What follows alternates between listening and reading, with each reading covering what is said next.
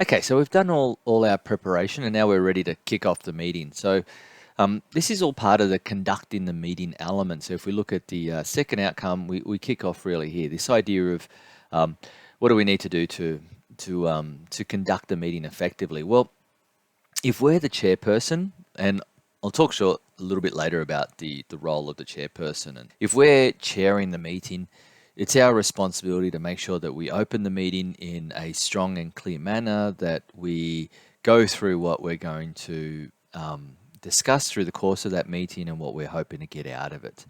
We're also responsible for managing the actual dynamics of the meeting, managing the way that we're flowing through the topics, but also managing the participants within the meeting to make sure that everybody's contributing and the group dynamics are working well. We're also responsible for making sure that the minutes get taken. So that can be either by someone who's designated as a minute taker, or it might be that we're making notes ourselves and we're going to chair it and capture minutes at the same time.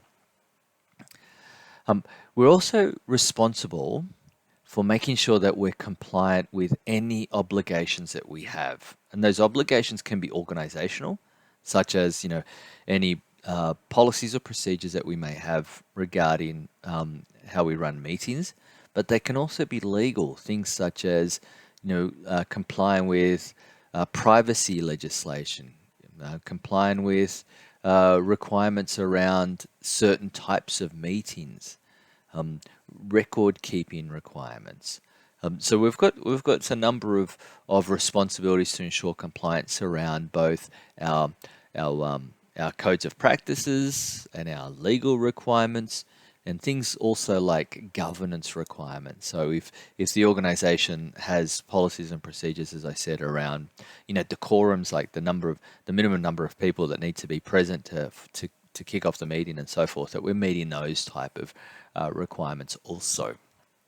So as part of conducting the meeting, as I said, the very first step is making sure that we have a good, strong, clean opening. And a strong, clean and clear opening is about making sure that we kick off the meeting on time, at the time that we said. So we've said 9 o'clock, come 9 o'clock, we kick off. If people are late, well, then they're going to have to come in while the meeting's already in progress and miss whatever we've gone through so far. This also sets a precedent going forward where people go, well, I better be there on time because they're just going to start without me. And if you've got consistent late starters, and that's a performance issue, well, then it's a performance management issue that needs to be managed separately.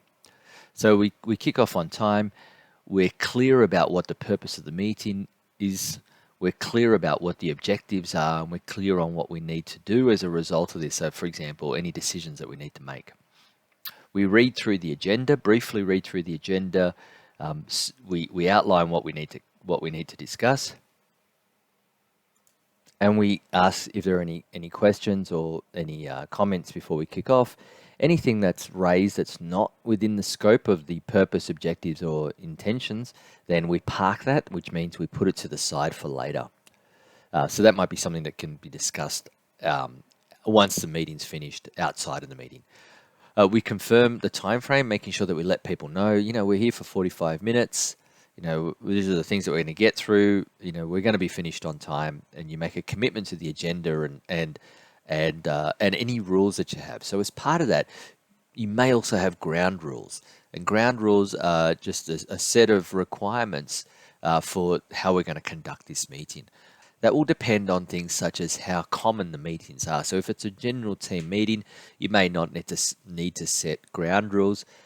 But let's say it's a meeting on public consultation with multiple stakeholders going to be involved, and each of those stakeholders perhaps having different ideas on how meeting conduct should be undertaken or demonstrated.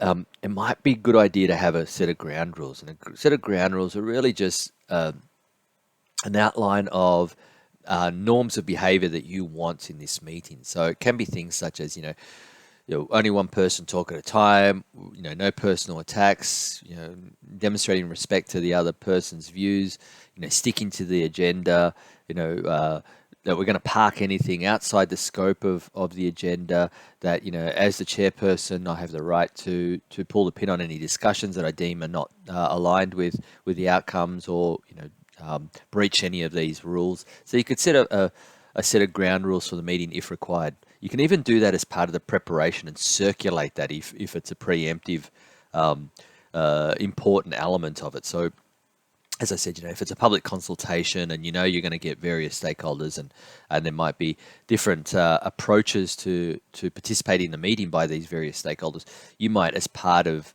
the information that you circulate as part of your preparation, you might include a set of ground rules. In other cases, so say you've got, let's say we're doing a full day planning meeting, so it's a whole team meeting and it's a planning meeting, and it's going to be a full day thing. We might spend 10 minutes at the start of the meeting to create a set of collaborative ground rules. So it might be a set of ground rules that we all agree upon. So different approaches on ground rules depending on the type of meeting that you're having and the context of the meeting, but it's something to consider if you want to have a basis, an objective basis by which to draw behaviors back during your meeting.